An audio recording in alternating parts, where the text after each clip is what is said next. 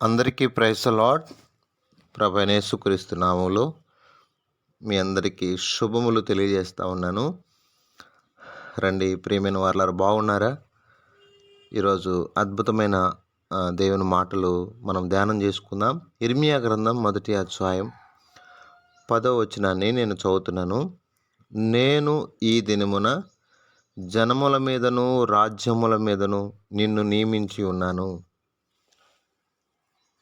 నేను ఈ దినమున జనముల మీదను రాజ్యముల మీదను నిన్ను నియమించి ఉన్నాను. ఇర్మియా అనేటువంటి వ్యక్తిని దేవుడు జనములకు ప్రవక్తగా నియమించాడు. అది జనముల మీద, రాజ్యముల మీద ఆయన దేవుడే నియమించాడు. మనుషులు నియమించిన వ్యక్తి కాదు, దేవుడే నియమించిన వ్యక్తి. ఒకవేళ ప్రభు నిన్ను ఏ విషయంలోనైనా నియమించడానికి ఇష్టపడుతూ ఉంటే ఎవరు ఏం చేయలేరు. జనములకు ప్రవక్తగా ఉండటానికి దేవుడు ఇర్మియాను నియమించాడు. తల్లి గర్భంలోనే నియమించాడు. ఏమండి, అర్థమవుతుందా? బైబిల్ గ్రంథంలో ఆదికాండంలో చూస్తే, ఆదికాండంలో 41వ అధ్యాయము 41వ వచనం, 41. మరి ఫరో చూడుము, ఐగుప్తు దేశం మీదను నిన్ను నియమించి ఉన్నానని యోసేపుతో చెప్పెను. దేవుడు ఆ కార్యం చేయ మొదలుపెట్టాడు, దాన్ని ముగిస్తున్నాడు. 43వ వచనం, అట్లు ఐగుప్తు దేశం అంతటి మీదను అతను నియమించాను. అంతటి మీద నియమించబడ్డాడు. 45వ అధ్యాయము 8వ వచనం, ఐగుప్తు దేశం అంతటి మీద ఏలిగ్గా దేవుడు నియమించాడు. అర్థమైందా? దేవుడే నియమించాడు. ప్రియమైన దేవుని బిడ్డలారా, దేవుని నియామకం ఎంత గొప్పది! అర్థమైంది? ఈ భూమి మీద చాలాసార్లు మనకు అర్థం కాదు. దమస్కు ఎలియాజరు ఏమని ప్రార్థన చేస్తాడు? ప్రభువా, అయ్యా, మరి నా యజమానుని కుమారునికి ఒక అమ్మాయిని ఇదిగో ఈ విధంగా నేను చెప్పిన విధంగా ఉండగలిగితే, ఏ చిన్నది నీకే కాదు నీ ఒంటెలకు నీళ్లు పోస్తానని చెప్పుద్దో ఆ చిన్నదే నీ సేవకుడైన ఇస్సాకు కొరకు నువ్వు నియమించినదై ఉండునుగాక. నిజంగా దేవుని నియామకంలో రెపకా ఉన్నదండి. ఇస్సాకుకు భారీగా ఉండటానికి ఈరోజు దేవుడు నియమించిన వారు కాదు, ఎవరంటే వారు ఉంటున్నారు. అది వివాహ విషయంలో కావచ్చు, దేవుని పని విషయంలో కావచ్చు, దేవుడిచ్చే అధికార విషయంలో కావచ్చు. దేవుడు నియమించిన వారు ఉంటే ఆశీర్వాదం. ఇస్సాకు కొరకు రెపకా, అంతే, ఇక వేరే ఆప్షన్ లేదు. ఇక ఐగుప్తు దేశంలో అధికారిగా, ప్రధానమంత్రిగా దేవుడు యోసేపుకు అధికారం ఇచ్చాడు. అంతే, అయిపోయింది. కారణం, దేవుని కొరకు వారు అంతగా బ్రతుకుతూ వచ్చారు. ఇలా బైబిల్లో దేవుడిచ్చినటువంటి అధికారం ఇప్పుడు సౌలుకి ఇచ్చాడు. సౌలు అది కాపాడుకున్నాడా? లేదండి. దేవుడు అధిపతిగా నియమించాడు, ఇశ్రాయేలీయులకు అధిపతిగా నియమించాడు.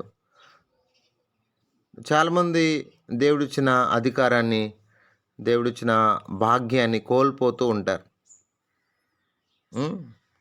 అందుకే సమూయేలు మొదటి గ్రంథం 13:14లో నీకు ఆజ్ఞాపించిన దాన్ని నువ్వు గైకొనకపోతే గనుక యెహోవా తన జనుల మీద అతన్ని అధిపతిగా నియమించును. నిన్ను తీసేసాడు, అయిపోయింది. దేవుడు వేరే వాడిని నియమిస్తాడు, నువ్వు కాబట్టి ఇంకొకరవుతారు. నేనే నాకంటే గొప్పవాళ్ళు లేరంటే నాకంటే గొప్పవాళ్ళు లేరంటే ఎట్లాగండి? ఒకవేళ చక్కగా చేస్తే ప్రభు ఆయన దయలో నిన్ను ఉంచుతాడు. అలా కాకుండా నా ఇష్టం వచ్చినట్టు చేస్తానంటే కుదరదు.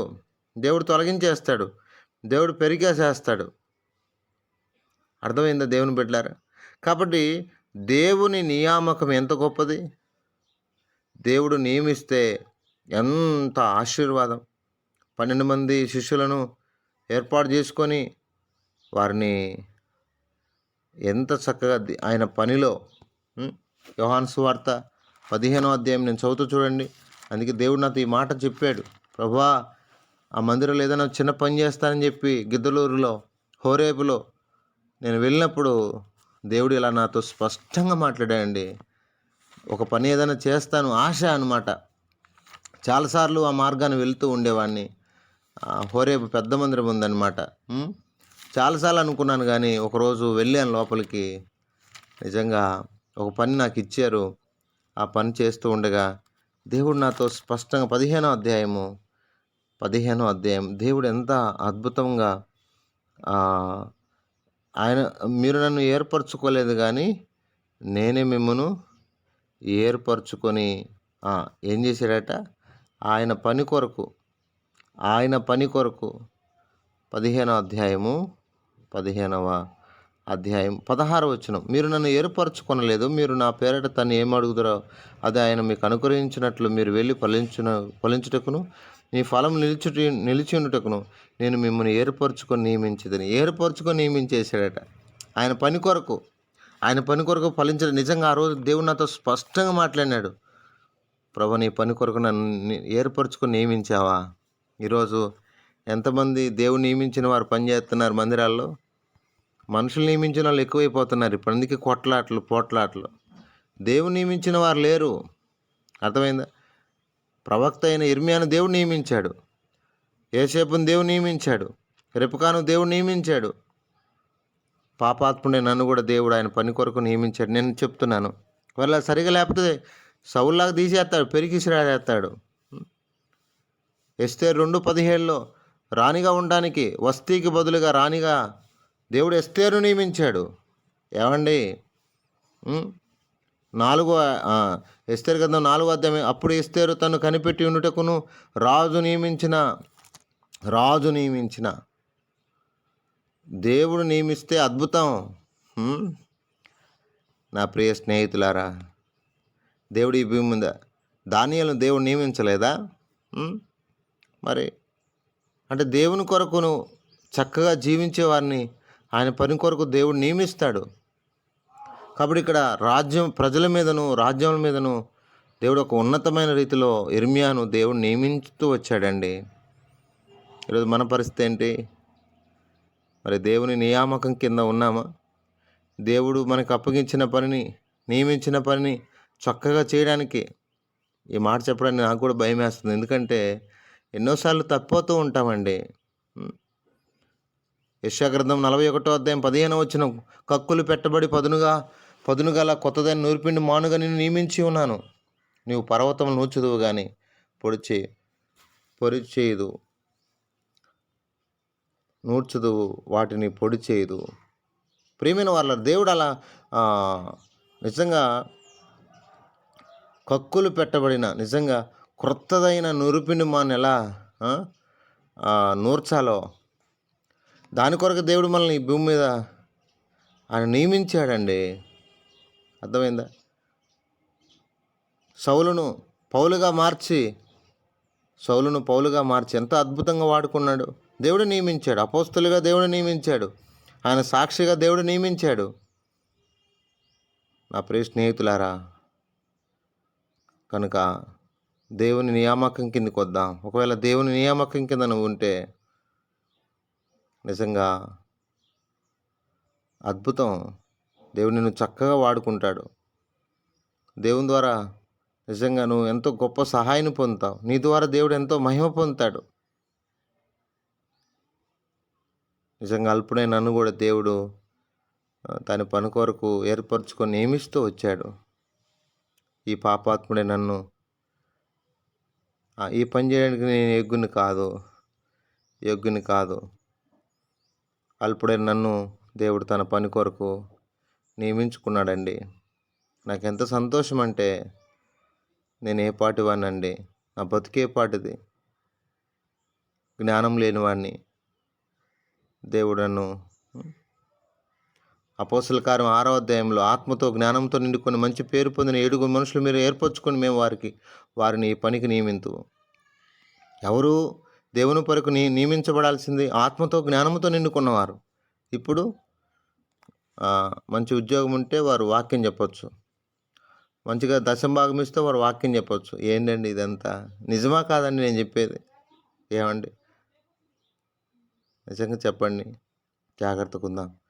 దేవుడు నియమించిన వారే ప్రవక్త, దేవుడు నియమించిన వాడు రాజు, దేవుడు నియమించిన వాడు అధికారి, దేవుడు నియమించిన వాడే అపోస్తలుడు, దేవుడు నియమించిన వాడే అద్భుతమైనటువంటి పరిచారకులు అవుతారు. కాబట్టి దేవుడు ఇర్మియాను నియమించాడు. మనల్ని కూడా ఒకవేళ ప్రభు చిత్తంలో నువ్వు ఉంటే దేవుడు నిన్ను ఈ దినము ఆయన పని కొరకు, ఆయన పరిచయ కొరకు దేని నిమిత్తమైతే ప్రభువు నిన్ను నియమించాలనుకున్నాడో ఈ దినమే ప్రభు నిన్ను నియమించుటకు ప్రభు సహాయం చేయను గాక. ప్రార్థన చేస్తాం. పరిశుద్ధుడైన తండ్రి, కృపగల దేవా, మీరు ఇచ్చిన ఈ మంచి తలంపులు బట్టి స్తుతిస్తున్నాం. మా ప్రియుల కుటుంబాలు దీవించుము, ఆశీర్వాదకరంగా చేయము. అద్భుతమైన దేవా, ఆశ్చర్యకరుడ మీకు స్తోత్రాలు, బలమైన దేవ మీకు స్తోత్రాలు. మా ప్రియుల కుటుంబాలన్నీ కూడా మీరు దీవించండి, ఆశీర్వాదకరంగా చేయని దేవా, మీరే కృప చూపమని ప్రార్థన చేస్తున్నాను. దగల తండ్రి, మీరే మీ కృప చొప్పున సహాయం చేయండి. ఆయన కనికరించమని ప్రార్థన చేస్తూ మా ప్రియులందరినీ దీవించండి. ఆయన ఎవరైతే నీ పని కొరకు నియమించాలనుకున్నావో, ఆయన ఇస్సాకు కొరకు రెబెకాను ఎలా నియమించావో, ఐగుప్తులో అధికారిగా ఆయన యోసేపును ఎలా నియమిస్తూ వచ్చావో, నీ దాసులైన మమ్ములను కూడా ఈ భూమి మీద నీ పని నిమిత్తమై ఇర్మియాని ఎలా అయితే ప్రవక్తగా నువ్వు నియమిస్తూ వచ్చావో జనాల మీద, రాజ్యముల మీదను, కనుక ఈ భూమి మీద నీ కొరకు నాయన నమ్మకమైన వారిని నువ్వు నియమించే దేవుడు, స్తోత్రాలు. కనికరించండి, సహాయం చేయండి. మా ప్రియులందరి కొరకు ప్రార్థన చేస్తూ అందరిని దీవించమని యేసు పరిశుద్ధ నామములో ప్రార్థన చేసి అడిగి వేడుకుంటున్నాం తండ్రి. ఆమేన్.